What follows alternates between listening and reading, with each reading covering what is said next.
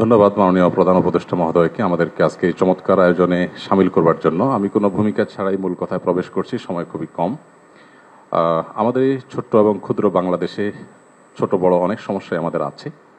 আমাদের এখানে গ্রাম থেকে শহরে ভাই ভাইয়ে যে কলহ হয়, কোন্দল হয়, সেটা পৃথিবীর অনেক দেশে কিন্তু হয় না। এই বাস্তবতাকে আমরা মনে হয় কেউই অস্বীকার করতে পারবো না। আমাদের এখানে যে রাজনৈতিক কোন্দল হয়ে আসছে 50 বছর ধরে, পৃথিবীর অনেক দেশেই কিন্তু সেটি হয় না। আমাদের অন্য যত কলহ, কোন্দল, অসম্প্রীতি এ জাতীয় যে সকল বিষয় আছে যেগুলোর আমরা সবাই সমাপ্তি কামনা করি, সেগুলোর সাথে যদি আমাদের দেশের ধর্মীয় সম্প্রীতিকে আমি তুলনা করি, আমি এদেশের একজন নাগরিক হিসাবে আমি মনে করি যে আমাদের রাজনৈতিক কলহ, ব্যক্তিগত কলহ, পারিবারিক কলহের তুলনায় আমাদের দেশের ধর্মীয় কলহ উল্লেখ করবার মতো আছে বলে আমার কাছে মনে হয় না। অবশ্য এটি আমার মনে হওয়া না হওয়াতে কিছু আসে যায় না।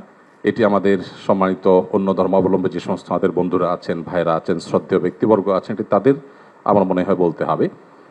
আমি শুধু এটুকু বলবো যে 5ই আগস্ট আমার ফেসবুক পেজে কয়েক মিলিয়ন ফলোয়ার্সকে লক্ষ্য করে আমি একাধিকবার লাইভে এসেছি, যেটা আমার দীর্ঘ 10-12 বছরের সোশ্যাল মিডিয়ার ইতিহাসে কখনো আসেনি। প্রত্যেকটি লাইভে আমি চেষ্টা করেছি এদেশের সর্বশ্রেণীর সাধারণ মুসলমান সহ অন্যান্য ধর্মাবলম্বীদেরকে শান্ত রাখবার আহ্বান করার জন্য। চট্টগ্রামে যখন আইনজীবী আলিফ হত্যাকাণ্ড ঘটলো, সাথে সাথে আমি আমার দায়িত্ব থেকে নিজে এবং অন্যান্য আলেম ওলামাদের সাথে কথা বলেছি। আমি যতটুকু জানি এখানে অনেক সিনিয়র ব্যক্তিবর্গ আছেন, ওলামা একরাম আছেন। এদেশে ওলামা একরাম সবসময় সম্প্রীতি এবং শান্তি বজায় রাখার জন্য তারা কাজ করে চলেছেন।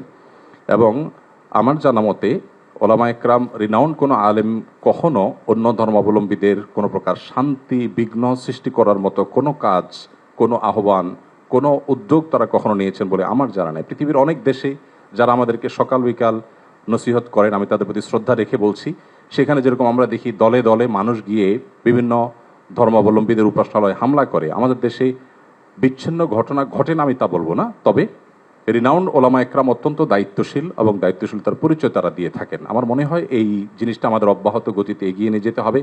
আমি আমাদের অন্য ধর্মাবলম্বী যে বন্ধুরা আছেন, ভাইরা আছেন, তাদেরকে বলবো প্রপাগান্ডায় আমরা যেন কোনোভাবে কান না দেই। আপনারা যদি কখনো সমস্যা বোধ করেন, আমি ব্যক্তিগতভাবে বলতে পারি আমার কথা, 5ই আগস্টে একটি হিন্দু পরিবার একজন মেজরের মাধ্যমে আমার সাথে যোগাযোগ করেছিলেন। আমি আমার সাধ্য অনুযায়ী তাদের নিরাপত্তার জন্য আমাদের যে সমস্ত ভাই বন্ধু আছে তাদের দিয়ে খুলনার একটি জায়গায় আমি ব্যবস্থা করেছি। আমার মনে হয় বাংলাদেশের যত বড় মাদ্রাসা আছে এখানে সব নেতৃত্বশীল ওলামা একরাম আছেন। আপনারা যদি কখনো কোনো মাদ্রাসায় গিয়ে বলেন যে আমাদের নিরাপত্তা বোধহয় আমরা ভয়ের মধ্যে আছি, নিরাপত্তাজনিত শঙ্কায় আছি, আমার মনে হয় আমাদের আইনশৃঙ্খলা রক্ষাকারী বাহিনী যেরকম আপনাদের পাশে দাঁড়াবে, ওলামা একরাম তাতে ন্যূনতম কার্পণ্য করবে না। যেভাবে পুজোর সময় মাদ্রাসার ছেলেরা মন্দিরগুলোকে পাহারা দিয়েছে, আমার মনে হয় পৃথিবীতে এটা বিরল একটা দৃষ্টান্ত এবং এটি কিন্তু আমাদেরকে আশা জাগায়। আমি আশা করব যে আমরা কোনো প্রপাগান্ডায় পা দেব না এবং আমরা মিলেমিশে আমাদের প্রিয় স্বদেশকে গড়ে তুলব। আমরা যে যে ধর্মে বিশ্বাসী হই না কেন, প্রিয় স্বদেশটা আমাদের সকলের। আমাদের স্বদেশে কোনো কালিমা লাগুক আমরা চাই না।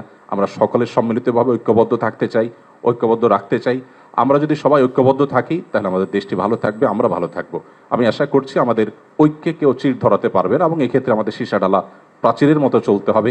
আমাদের কোনো সমস্যার জায়গা থাকলে অবশ্যই আপনারা বলবেন, আমরা সেই জায়গাটাকে সংশোধন করব। কিন্তু আমরা আমাদের প্রিয় স্বদেশকে সমৃদ্ধ দেখতে চাই, মাথা উঁচু করে দাঁড়াতে পারে সেরকম দেখতে চাই। আমাদের তরুণরা আমাদেরকে যে নতুন বাংলাদেশ এনে দিয়েছেন, স্যারের নেতৃত্বে যে নতুন বাংলাদেশ এগিয়ে যাচ্ছে, এই অগ্রযাত্রাকে কোনো শক্তি যেন থামাতে না পারে। আমার মনে হয় ধর্ম বর্ণ নির্বিশেষে আমাদের প্রত্যেকেরই ঐক্যবদ্ধ থাকার, ঐক্যের শপথ নেওয়ার সময় এখন সবচেয়ে গুরুত্বপূর্ণ। সে বিষয়টি আমি সবার নজরে এনে আমি আবার বক্তব্য শেষ করছি। ধন্যবাদ সবাই।